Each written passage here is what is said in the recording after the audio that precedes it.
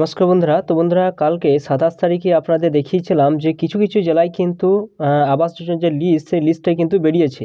এবার কিন্তু আবার 28 তারিখে কিন্তু বেশ কিছু জেলায় কিন্তু আবাসের লিস্ট কিন্তু দিয়ে দেওয়া হলো। তো আপনাদের কোন কোন জেলায় দেওয়া হয়েছে তার সম্পূর্ণ আপনাদের দেখাবো, এবং এই লিস্টটা আপনারা কীভাবে দেখবেন এবং এটাই কি ফাইনাল লিস্ট সেটা কিন্তু বিস্তারিত আপনাদের এই ভিডিওর মাধ্যমে তুলে ধরবো। তো অবশ্যই আপনারা ভিডিও সম্পূর্ণ দেখবেন। যে সমস্ত ব্যক্তিদের এখানে অন হোল্ড করা হয়েছে, অর্থাৎ ইনএলিজিবিলিটি অর্থাৎ ইনঅ্যাক্টিভ করা রয়েছে, এলিজিবিলিটি অপশন রয়েছে, সেই সমস্ত ব্যক্তিরা কি টাকা পাবে কি না তা সম্পূর্ণ আপনারা এই ভিডিওর মাধ্যমে জানতে পারবেন। অবশ্যই ভিডিও সম্পূর্ণ দেখবেন এবং চ্যানেলে যে নতুন চ্যানেলটা অবশ্যই আপনারা সাবস্ক্রাইব করে রাখবেন। তো চলুন বন্ধুরা, ভিডিওটা শুরু করা যাক। তো ফার্স্টে দেখাবো আপনাদের বীরভূম জেলা, অর্থাৎ বীরভূম জেলাতে কিন্তু 27 তারিখের লিস্টটা কিন্তু দেওয়া ছিল না, সেটি কিন্তু 28 তারিখে আবার লিস্ট কিন্তু দেওয়া হলো। তো আপনারা যখন যে জেলায় আপনি বাস করছেন সেই জেলায় নামটা লিখে .gov.in লিখবেন, যেটা আপনার উপরে কিন্তু লেখা রয়েছে, দেখতেই পাচ্ছেন এটা বীরভূম জেলা। অর্থাৎ বীরভূম জেলাতে কিন্তু 27 তারিখ লিস্ট ছিল না, সেটা 28 তারিখ কিন্তু দেওয়া হয়েছে। তো স্লাইড করে যখন উপর দিকে তুলবেন, উপর দিকে তোলার পর দেখুন নিচের দিকে আসবেন, নিচে আসার পর দেখুন এখানে অপশান কিন্তু আপনারা পেয়ে যাবেন। তো দেখতে পাচ্ছেন এখানে যে লিস্টটা কিন্তু দেওয়া হয়েছে। তো এইভাবে যখন স্লাইড করবেন, স্লাইড করে দেওয়ার পর আপনারা আবার নিচের দিকে আসবেন, নিচে দিকে আসার পর এখানে একটা অপশান কিন্তু আপনারা পেয়ে যাবেন। এছাড়া এখানে যদি না পান তো সরাসরি আপনারা কী করবেন, এখানে দেখুন একটা অপশান রয়েছে নোটিশ বলে একটা অপশান রয়েছে, নোটিশ অপশানে কিন্তু আপনারা ক্লিক চিহ্ন দেবেন। এই নোটিশ অপশানে আপনারা কিন্তু টিক চিহ্ন দিয়ে দেবেন।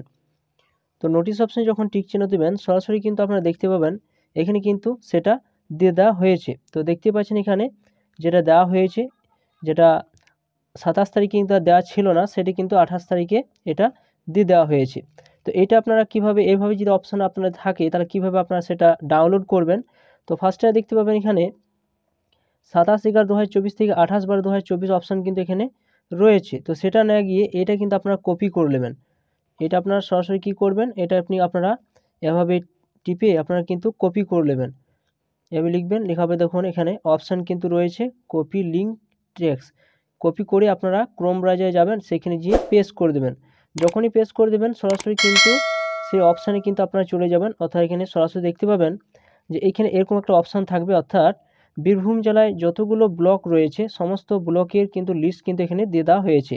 এবার এখানে দেখুন 3টে অপশান কিন্তু এখানে আপনারা পেয়ে যাবেন। তার মধ্যে দেখুন পাবেন আপনারা এলিজিবিলিটি লিস্ট পাবেন, ইনএলিজিবিলিটি লিস্ট, ইনঅ্যাক্টিভ লিস্ট। তো আপনি ব্লকে বা আপনার পঞ্চায়েতে কোন লিস্টটা আপনি দেখতে চান, তো দেখুন এখানে 3টে পরপর কিন্তু দেওয়া রয়েছে। তো শো অপশান যখন টিক চিহ্ন দেবেন সরাসরি কিন্তু সেই পিডিএফটা কিন্তু ডাউনলোড হয়ে যাবে এবং আপনি সেখানে সরাসরি আপনার লিস্টটার নাম আছে কি না সেটি আপনি দেখতে পাবেন।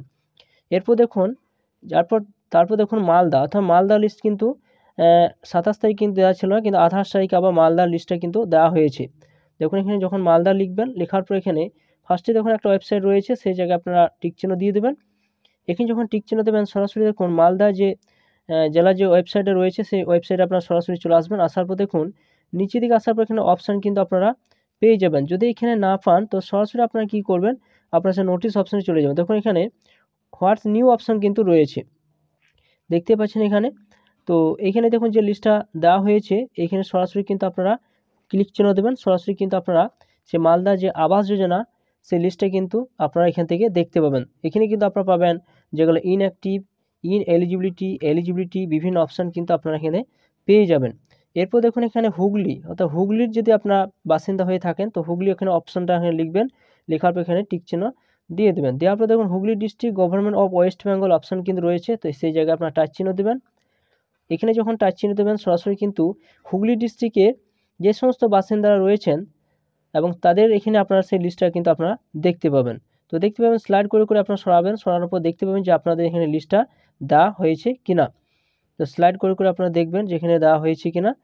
এইভাবে উপর দিকে তুলবেন, উপরে তোলার পর দেখুন হুগলিতেও কিন্তু এই লিস্টটা দিয়ে দেওয়া হয়েছে। 27 তারিখ কিন্তু সেটা দেওয়া ছিল না, সেটি কিন্তু এখানে হুগলি ডিস্ট্রিক্টের বাসিন্দাদের জন্য কিন্তু এই লিস্টটা দেওয়া হয়েছে। তো এই লিস্টটা এইভাবে কিন্তু আপনার প্রত্যেকটা জেলায় আপনারা কিন্তু লিস্ট কিন্তু পরপর কিন্তু অলরেডি দেওয়া হয়েছে। কিছু কিছু জেলায় হয়তো আজ যদি না দিয়েছে হয়তো আপনারা কিন্তু 29-30 তারিখের মধ্যে সমস্ত জেলায় কিন্তু আপনারা পেয়ে যাবেন। তো এইটাই কি ফাইনাল লিস্ট, কিন্তু এটা কিন্তু ফাইনাল লিস্ট নয়। 27 থেকে 3 তারিখের মধ্যে কিন্তু প্রত্যেকটা জেলাকে নির্দেশ দেওয়া হয়েছে, প্রত্যেকটা জেলায় কিন্তু আপনাদের এই লিস্ট কিন্তু আপনারা পেয়ে যাবেন।